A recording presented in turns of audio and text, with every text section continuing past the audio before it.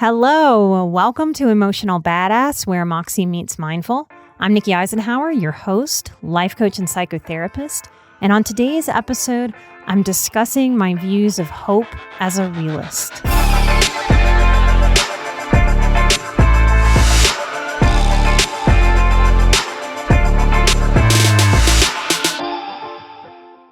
In my work, I help people learn the difference between functional hope and dysfunctional hope. In my Big Boundaries course, every year when we go over this, people are astounded, like mind blown, that something like hope can become dysfunctional. It's a pretty mind-blowing concept when we come from teachings that say to always be hopeful, that that's positive, that that's high vibe, to never, ever, ever lose hope. And I agree with never losing hope in certain things. But there is a way that in the course of a lifetime, we really do need to examine where we're putting our big hope, especially as highly sensitive people, especially as survivors who are trying to manage our energy and heal nervous systems and feel calm and centered and sane and grounded in this world that is chaotic. I thought now might be a good time for me to share the ways that I hope and the ways that I don't hope, the places where I put my hope and the places where I won't. So where do we put our hope? How do we take care of ourselves when things look bleak to our highly sensitive hearts, bodies, minds? And I didn't always practice hope in such ways. The first thing that I want to talk about is this dynamic that I have seen for many years in myself and in highly sensitive clients. Most of us with normal to high empathy, we practice giving chances. We want to give second chances. We want to see people succeed. We want to see people honor their vows, honor their commitments, honor their promises, honor the promises that they make to show up. But when we offer second chances and we have a people-pleasing problem, we seem to distort our own thinking and wind up believing that people are supposed to have unlimited chances.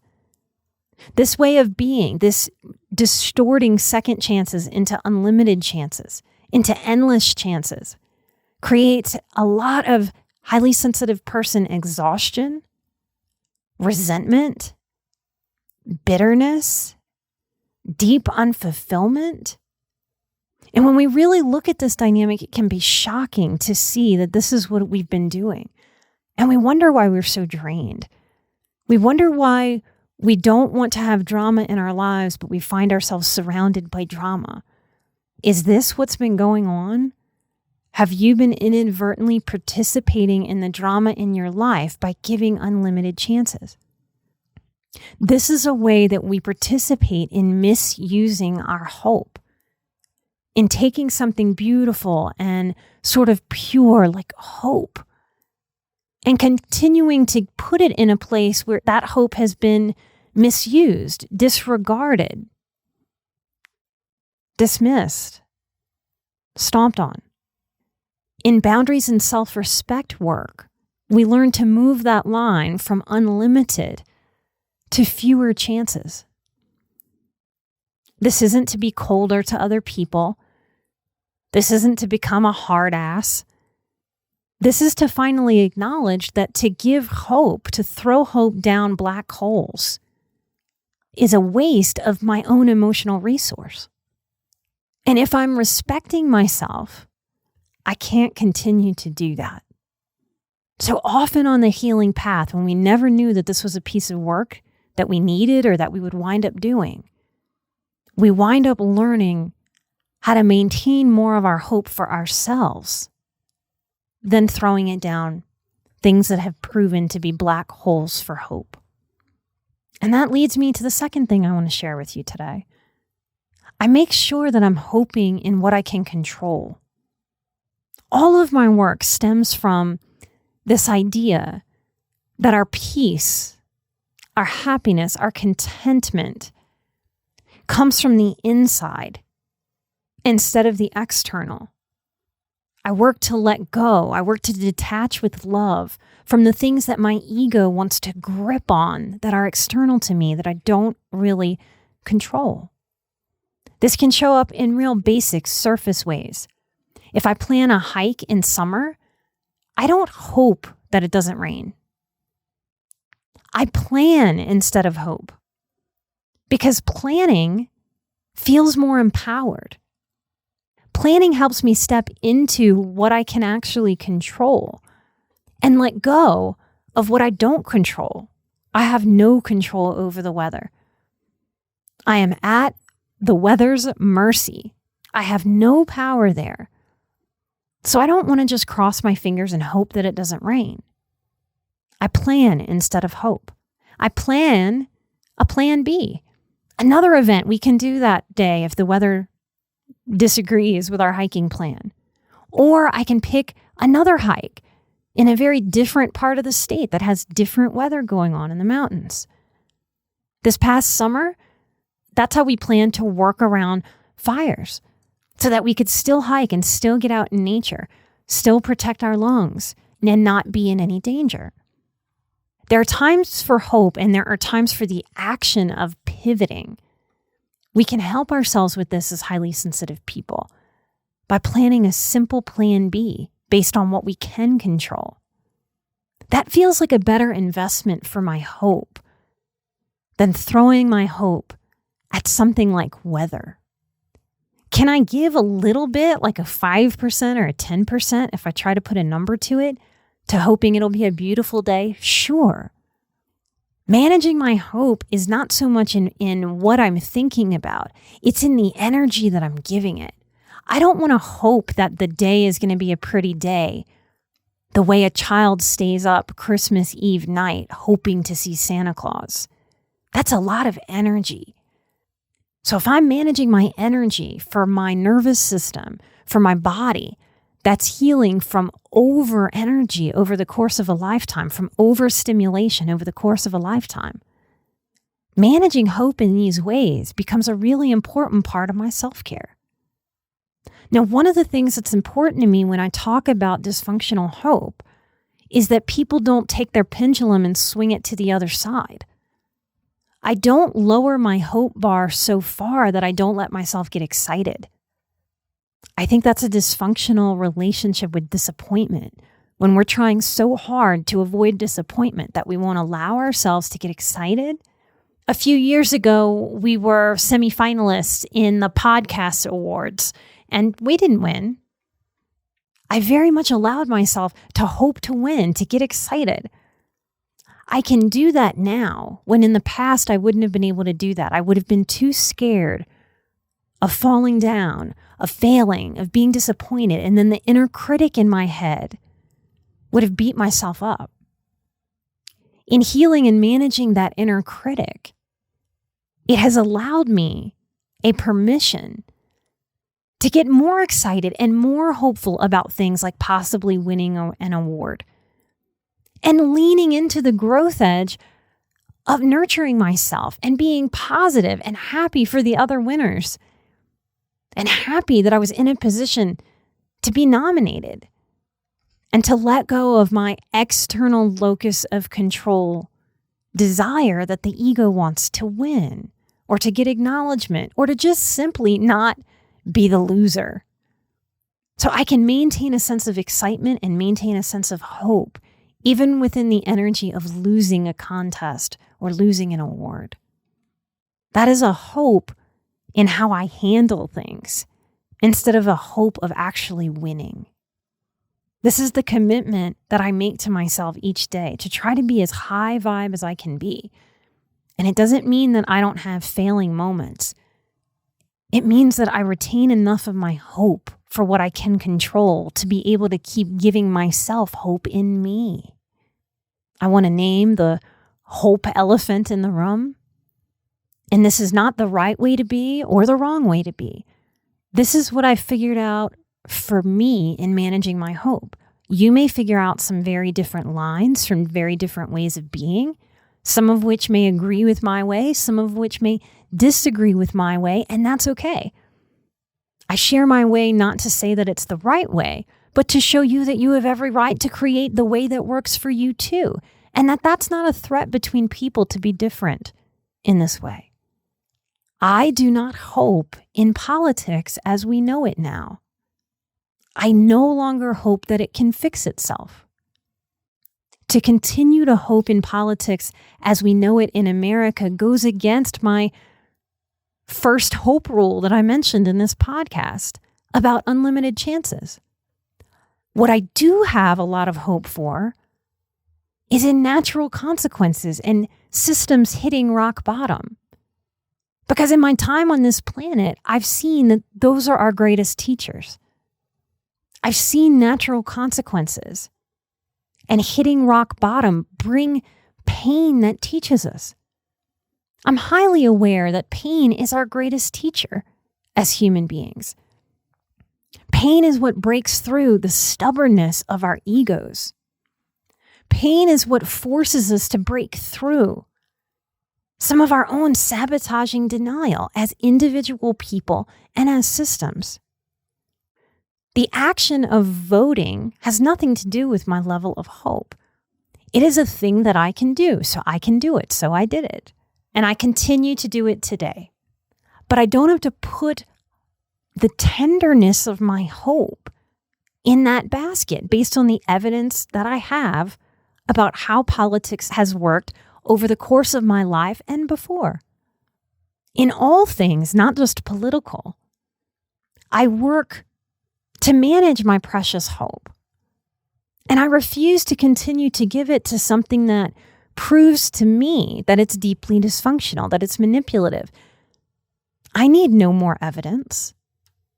But an important note here is that I also revisit anything that I lose hope in.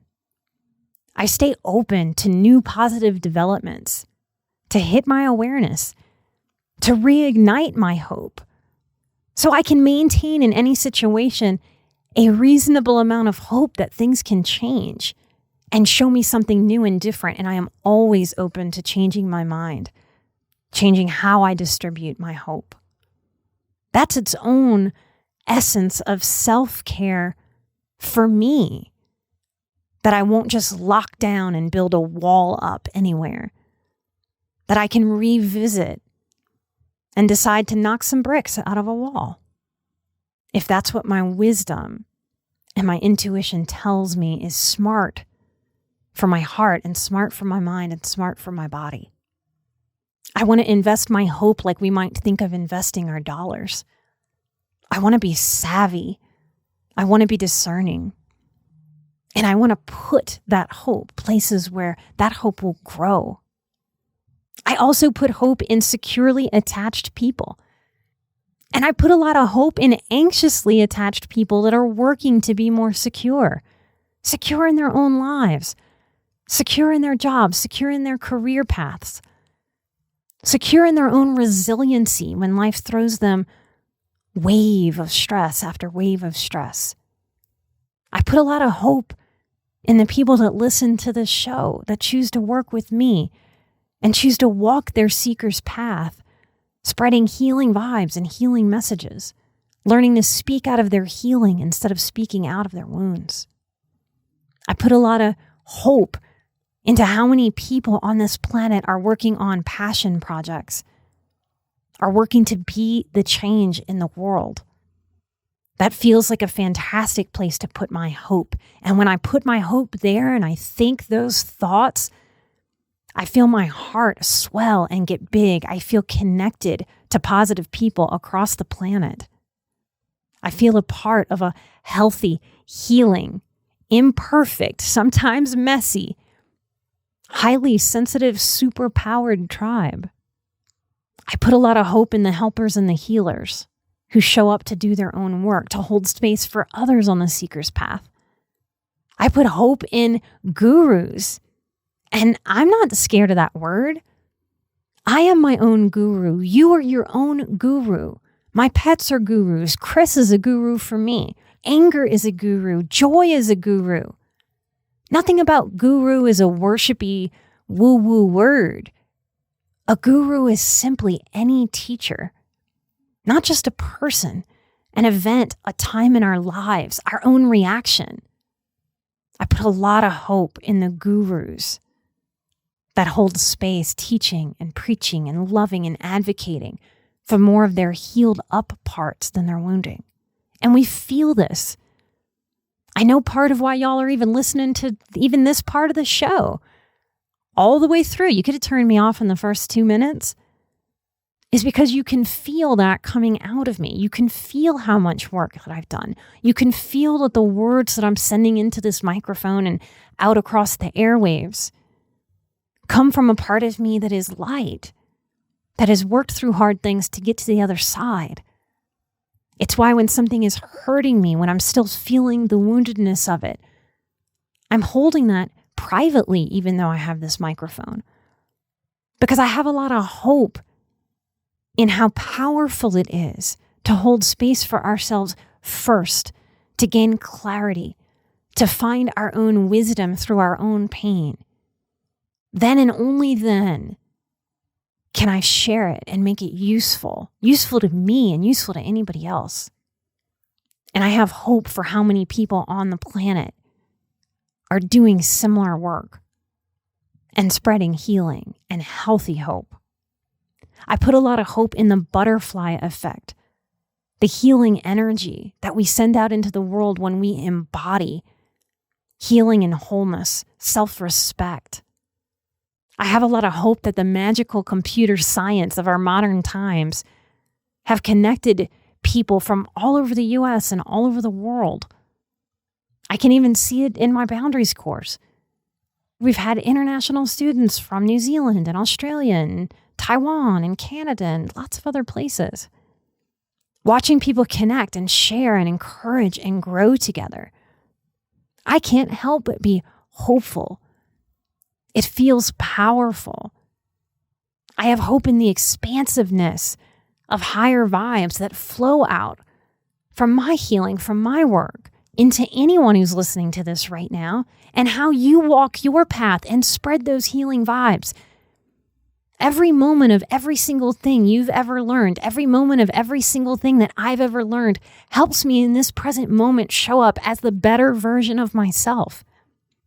I have so much hope in how many people across the planet are vibrating in such a way, are looking to connect to others who feel, who see, who want clarity, who want peace, who want goodness for themselves and everyone else in the world. And this might sound like the strangest thing to have hope in, but I have a lot of hope when things are bad. I have a lot of hope when life is really hard. I think that's hard-earned wisdom that's available to all of us who can look back over the course of our lives, who are on the other side of pain enough to be able to look back and really see and acknowledge the truth that the hardest things in our lives are the things that have taught us the most. That helps me have tremendous hope in any present moment that is painful, that's uncomfortable, that seems to look quite hopeless. I can pull into that hard-earned wisdom and remind my present-day self from my wise woman part, hey, Nikki, do you remember how every hard moment has taught you more than you could ever have imagined? You don't have to like it, but you can trust that this is going to teach you something. And with that acknowledgement, I can hold space for my own pain. I can pick up the lens of, oh, I'm not happy that you're here, but what are you going to teach me? Show me. I'm open.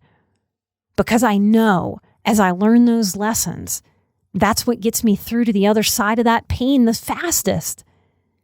And I can't go any faster than I can go. But damn it, I can go. And I refuse to stand still in hopeless pain. I hope for the wisdom that pain is there to teach me. And that's what helps motivate me to move forward through anything and everything. And the last place I want to share with you, I'm getting a little choked up, is how I put my hope in my spirituality. And it's as simple and as complex as me putting my hope in the organized chaos of the universe and trusting as an act of faith, even when I don't feel that faith, as an act of faith for myself, choosing to believe that the universe has a higher knowing than I could ever know. I hope in and I ask the universe to hold for me what is heavy, to take it off of my back, to take it off of my shoulders, to hold for me what is not yet figure outable, so that I might live with as much lightness as I can. This use of hope respects the preciousness of my limited days on this planet. This hope helps me own as many of the days that I possibly can with as much respect, honor, gratitude, and lightness for this gift of a human experience. I refuse to just be grateful when everything is going my way. I recognize within myself that that is an immature part of me that I don't want to hold a whole lot of space for. In growing up my own inner child, I have helped her see the wisdom that is refusing to only be hopeful when things are going my own selfish way, even when I think my own ways are the right ways. It is selfish for me to consider that I would know best for everyone else on the planet. All I can do is share my own truth. And for people that resonate with that truth, they can hop on board. They can grow into more of their own truth by connecting the dots of sharing the truth that I can put into words. This is part of my calling. And for every bad thing that has ever happened to me that has tried to push me off of this seeker's path, I continue to come back to this seeker's path. How could I not have hope in that? This is me taking care of myself as a feeler who has felt so much dysfunctional hope, who has participated in breaking my own heart, throwing my own hope down the hole. This is my spiritual and mental and physical commitment to myself, that I respect hope, that I use it in ways that lift me up, that help me on the path, and that don't weigh me down. When I began the show, I had hope that maybe it would reach a couple hundred people. I'm glad I was taking care of my hope, so I had that hope to give it, because it was a damn fine investment of my hope. The most beautiful thing that I can tell you is that in managing my own hope, in giving less of it to the black holes that life invites me to give it to, my heart has swollen with an overflow of functional, light, healthy, purpose-filled hope. This is available to anyone who recognizes that they have made historic, poor investments with their own hope. I know that there is something in your life right now, something that deserves your healthy hope. And I know that there is something in your life that's draining your hope. I hope today's episode helps you know that it is a choice to give yourself permission to manage even hope, so that you have hope to give to your life, to your callings, to your passions, to your healing, to your wholeness. Those are fabulous, high returning investments. May our hope pay off for all of us. I want to thank those of you who help other people find a whole lot of hope when they find the show. Y'all have been our marketing team since the beginning. When you share the show from our website, emotionalbadass.com, or anywhere where you listen to podcasts, you are helping the show be shared with more and more people. You're helping it be suggested. You are literally spreading it all over the planet. I want to thank Just-tastic. She says the show is validating as F. I come here to feel seen. Listening to the episode on leaving Netherland was a profound experience that left me crying of relief into the garden bed I was tending. And she quotes me, "We have officially entered the time of secret revealing." She says, that is some healing stuff right there. Thank you so much for taking time and energy to write a review. I want to thank I Hate Jam City. They're so glad that they found this podcast. The podcast has flipped a switch in their brain. Suddenly, I understand so much more about myself and how to manage my reactions to things. Thank you. You are so welcome. Thank you for your review. I want to thank Chanela12. This podcast is amazing and inspiring. It's exactly what you were looking for. Good. I'm so happy. It helps you restore your energy, and it helps you look inside yourself and be aware of your surroundings. It's helped you deal with so much, and you've shared it with everyone you know. You're working to spread the joy and the happiness that it brings. And you're grateful and your soul feels nourished. Thank you so much for sharing that with our audience, with our new potential audience. I want to suggest a nickname that isn't taken for their 5-star review. Thank you for loving the podcast. I want to thank Super Hedgy. That's a cute name. They say that they're oh so thankful for this work. They stumbled on the podcast. Thank you. That's because y'all have written reviews. And this was their first foray into the podcast world. That is such an honor. So many things Nikki talks about and touches upon openly resonates deeply within me. As a newly discovered HSP, listening to this podcast has brought up emotions. Me too, y'all. And deep reflections I knew I needed, but always avoided. Thank you for making me raw, ugly cry on an airplane and helping me become a better me. You are so very welcome. Thank you for bravely, ugly crying on the airplane and showing that sensitivity is allowed. Thank y'all from the bottom of my heart. It really does help the show more than I can express to you. Light and love. Take care of yourselves deeply, internally. Thank you for being a listener of the show. Take care of yourselves deeply, wholly, and fully. And don't forget, I am an emotional badass. You are most certainly an emotional badass. And together, we are where Moxie meets mindful. Light and love. Bye-bye.